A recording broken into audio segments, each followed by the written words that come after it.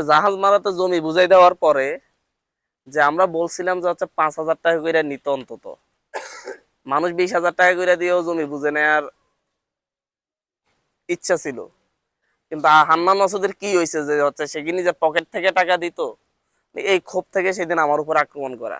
আর এটা ওইটা না, কাপড় ধোয়ার একটাই সলিউশন, চাকা অল ইন ওয়ান। কেন আমি রাজি হইলাম না 5,000 টাকা করে নিতে?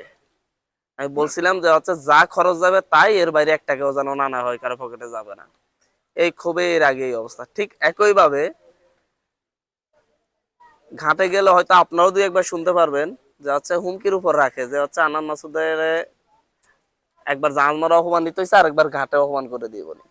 কারণ কি? কারণ হচ্ছে একটাই, যে সিসি রোড ভাড়া 50 টাকা করে বাড়াইতে চাইছিলাম, সেটা বাড়াইতে দেয় নাই। নতুন ইজারা পাইছি, ইজারা যে ইজারা মূল্য 1 লাখ টাকা, 1 কোটি টাকা, সেই ইজারা নিচে 3.5 কোটি টাকা দিয়ে। তাদের লাভ লাগবে, মানুষের পকেট কাটতে হবে।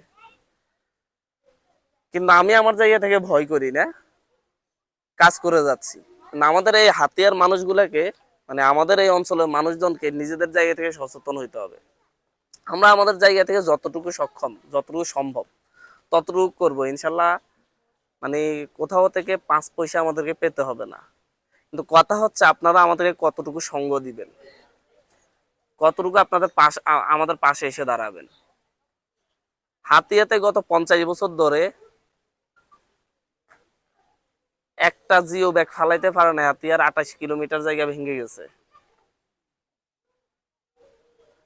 অথচ এই হাতিয়াতে 3 বারের মন্ত্রীও ছিল, খুব জনপ্রিয় মানুষ ছিলেন। কার ভূমিগুলা গেছে? আমাদের এই হাতিয়ার মানুষের ভূমিগুলা গেছে। কিন্তু এই যে 6-7 মাসের চেষ্টা করে আমরা হাতিয়ার প্রায় 7-8টা এরিয়াতে জিও ব্যাগ ফালানোর ব্যবস্থা করছি। গতকালকে বিকেলে এত বৃষ্টি ছিল, এই বৃষ্টির মধ্যে একেবারে ভাঙ্গা রাস্তা দিয়ে সুকসরে গেছি সেই বস্তার কাজটা শুরু করানোর জন্য। কারণ আমি না গেলে শুরু করবে না তারা। বরাদ্দ হইলে হ্যাঁ সুকসরে গেছি।